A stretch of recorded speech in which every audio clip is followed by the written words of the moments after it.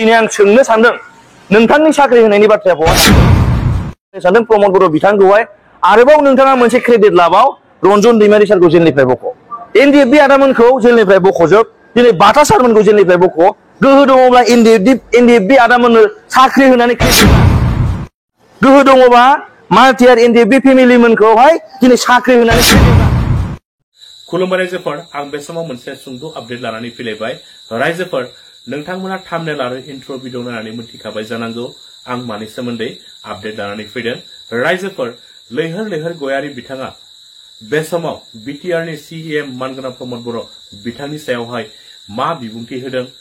मा बाथ्रा बुंदों नोंथांमोना बिथांनि सुंद' बिबुंथि होनाय भिडिअ क्लिप्सखौ जोबजासिम नायनानै लाग्रो बेनि उनावसो नोंथांमोना गाव गावनि कमेन्टफोरखौ गिबियावनो दिनै आं गोबाव समनि उनाव दिनै रायजो राजा नोंथांमोननि सिगाङाव माखासे बाथ्रा फोरमायना होनो होनना जों दिनै बे भिडिअखौ बानायनाय जादों दिनै बावैसो जों एसे सिगां जोङो क'क्राझार कर्टआव थांदोंमोन दा आदा सोंनाय बायदियैनो नंगौ जोंजों लोगोसे इउनिभार्सिटियाव फरायनाय स्टुडेन्ट जा साइन्स कलेजाव फरायनाय स्टुडेन्ट बिथांमोना मोनसे समाजनि मोजां खामानि मावनायनि थाखाय दिनै बिथांमोना कर्टनि केस जानांनांगौ बायध'था जानानै दङ मानोना जोङो बावैसो एक मास सिगां जेब्ला जोंनि बिटिआर गभर्नमेन्टनिफ्राय जोंहा जोंनि चिरांनि मोनसे हाग्रा ओनसोलावहाय बा जोंनि चिरांनि दिनै सरलपारा रेन्जनि गेजेरावहाय बिटिआर गभर्नमेन्टनिफ्राय मोनसे इभिक्सन खालामनाय जादोंमोन बे इभिक्सन खालामनायाव जोङो जोंनि बर' बिमानि गाबनाय जोंनि उन्दै उन्दै फंबायसाफोर ओंखाम उखैनानैहाय माने हालाय हाफाय जानाय दिनै न' बां सिफाय जाना उन्दुनो मोनै जोंनि दुखुथिया बिमा आरो बावहाय माखासे प्रेगनेन्ट आबौमोन थानायखौ जों नुनानैहाय अनखांनाय गोसोआव मोनसे दुखु आरो अनखांनानै फैनानैहाय जोङो लोगोफोर जा हायो एसे एनै जोङो कालेक्सन खालामनानैहाय जों आदा अफ्रिबो दंफायोमोन कालेक्सन खालामनानै जोङो माइरं एसे दालि एसे बिस्कुट एसे हैदोंमोन दा बे जोंनि मावनायनि थाखाय जोंनि मानगोनां माखासे जोंनि लिडारफोर दङ जोंनि इउपिपिएलनि लिडारफोर दङ फेरेंगा सार जोंखौ बुंदों जे लैहोर लैहोर गयारिमोनहा दंफां दानहैदों होननानैहाय नाथाय आं मोनसे प्रश्न खालामनो नागिरदों जे जों दिनै जोंनि बर' बिमा गाबनायाव मोदै फुगारनोसो थांदोंमोन उखैनायाव जों ओंखाम खबसे दौनो थांदोंमोन जुदि जोंनि इउपिपिएल गभर्नमेन्ट बा जोंनि फेरेंगा सारमोना रायजो राजानि मोजांखौ लुगैयोब्ला जों मोजां खामानि मावनायाव बिथांमोना मानो जोंखौ जेलाव सोनो थाखाय बिथांमोना रेडि जानानै दङ मा प्रमान होदों जों रायजो राजानो गावसोरनो बुङो जे जोंनि बिटिआरआवहाय गोजोननाय फैबाय होननानैहाय गोजोननाय फैदोंब्ला जों इयुन जोलैनो मा फोरोंनो सानदों अपेनलि जोंखौहाय इलेक्सन समाव जेब्ला जोङो जोंनि बिपि पार्टी अफिस खाथियाव दङमोन अपेनलि जोंखौ पाब्लिकेलि बिथांमोना जोंखौ बुबाय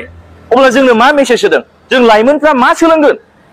नोंसोर लिडारफोरानो जोंखौ फोरोंबाय जे जोङो गावजों गाव नांलाय खमलाय खालामनो नाङा जोङो पिस मेनटेन खालामनांगौ जोंहा सान्थि फैबाय होननानैहाय जुदि सान्थि फैमारदोंब्ला एसेबां सिसिटिभि केमेरा फुटेज दङ रायजो राजानि गेजेराव जोंखौ माने बिदि एटेक खालामखो बेखायनो आं रायजो राजानो खावलायनो सानदों इउपिपिएल जोंनि प्रमद बर' बा जोंनि फेरेंगा सारमोना रायजो राजानो मोजां मेसेज हराखै बिथांमोना जों फंसे फंनै जे बाथ्राया सैथो बाथ्रा जों सोंखारिनायखाय बिथांमोना जोंखौ गुन्दा फाथायनानै जोंखौ बुहोदों आं बुंनो सानदों नोंथांमोना गोहो दंबा जेलाव थानाय एनडिएफबि आदामोनखौ बख' गोहो दङब्ला जोंनि एनडिएफबि आदामोन दिनै सुक्ति जानानै फैनाय एनडिएफबि आदामोननो साख्रि हो गोहो दङबा बिथांमोननो रिहेबिलिटेसनखौ हो गोहो दङबा मार्टियार फेमिलिनो बिथांमोनखौ साख्रि हो प्रमद बर' बिथाङाहाय थांनाय बावैसो सिगां एक मास सिगां जोंनि सुजित नार्जारी मार्टियार सुजित नार्जारीनि बिफा आयंआ जेब्ला थैयो श्राद्ध दिनाव जोंनि प्रमद बर' सारा थांदोंमोन रायजो राजा एरियानि ओनसोलनि रायजो राजानि सिगाङाव मोनसे खोथा होबोदोंमोन जोंनि मानगोनां प्रमद बर' साराहाय जे सुजित नार्जारीनि न'खरावहाय दासिमबो साख्रि मावनो हानाय आदा सुजितनि बियानै बा बियादै दङ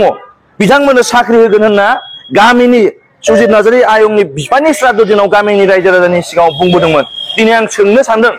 नोंथांनि साख्रि होनायनि बाथ्राया बहा थांखो सुजित नार्जारी आदानि मुङावहाय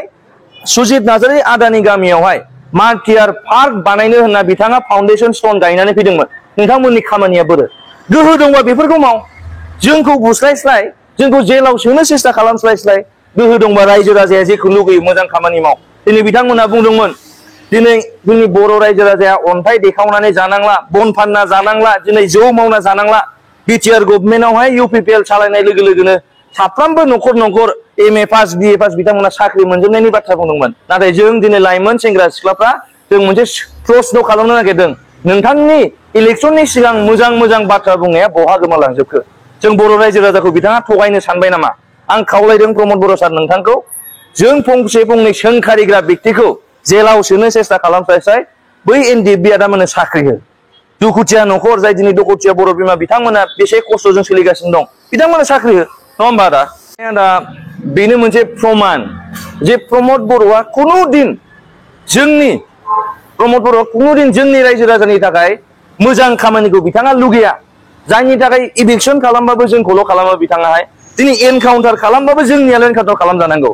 बे मोनसे प्रमान आरो बेनो मोनसे मेसेज रायजो राजानि सिगाङाव जे प्रमद बर' बिथाङाहाय माब्लाबाबो जोंनि बर' रायजो राजानि थाखाय मोजां खामानि मावगोनखौ जों नुनो मोनाखै आरो जेबायदि जोंनो मेसेज होगासिनो दं प्रमद बर' बिथाङाहाय दिनै बिटिआर सुक्तिनि गेजेरजों रायजो राजाया बेसे गोजोनदोंमोन उदालगुरियावहाय IIT फैसिगोन NIT फैगोन जोंनि मोनफ्रोमबो माहायबा गुबुन गुबुन जिल्लायाव जोंहा मोजां मोजां डेभेलपमेन्टेल स्किम फैगोन होनना बेसेबां गोजोननाय मोनदोंमोन रायजो राजायाहाय आदामोनाबोथ' गोजोनदोंमोन बिटिआर सुक्ति जाबा नाथाय बिटिआर सुक्ति जानानै दिनै 4 बोसोर बारलांबाय बबे मोनसे दफाया जाफुंखो बे जों लाइमोनफोरनि गोसोआव मोनसे गिख्रंनाय फैदों सुक्ति जानायनि उनावबो दिनैसिमबो माने NDFB आदामोना दासिमबो माने जेलाव दङ बे जोंनि मोनसे गिदिर प्रश्न ओंखायनो जों खावलायो रायजो राजाखौबो प्रमद बर'आ जे सासे जोंखौ थगायग्रा व्यक्ति बेखौ जोङो आरो खुनु प्रमान नांगौनि दरखार गैला गाव व्यक्तियानो प्रमद बर' बिथाङानो जों रायजो राजानो बिथाङा प्रमान होगासिनो दङ रायजो राजायानो मिथिगौ दिनै सासे सुबुङा जुदि 10 बोसोर जेल जादोंबा 10 बोसोरनि उनावहाय बिथाङा गखागोन दा बेबायदिनो बिथांमोनाबो बिथांमोननि टार्मसा जोब्बाय जेल जानांगौनि जे समायमोन बिथांमोना बे समायखौहाय जेलाव खाथेजोबनानै दिनै बिथांमोना टाइम फैबाय जे गनायनि सासे छात्रआ मेट्रिक पास जानो थाखाय क्लास 10 सिम फरायखांनानैसो मेट्रिक एग्जाम होनो हायो अब्ला जोङो मेट्रिक पास होननानै मिथिगौ दा बे आदामोनाबो जेलनिफ्राय गनो थाखाय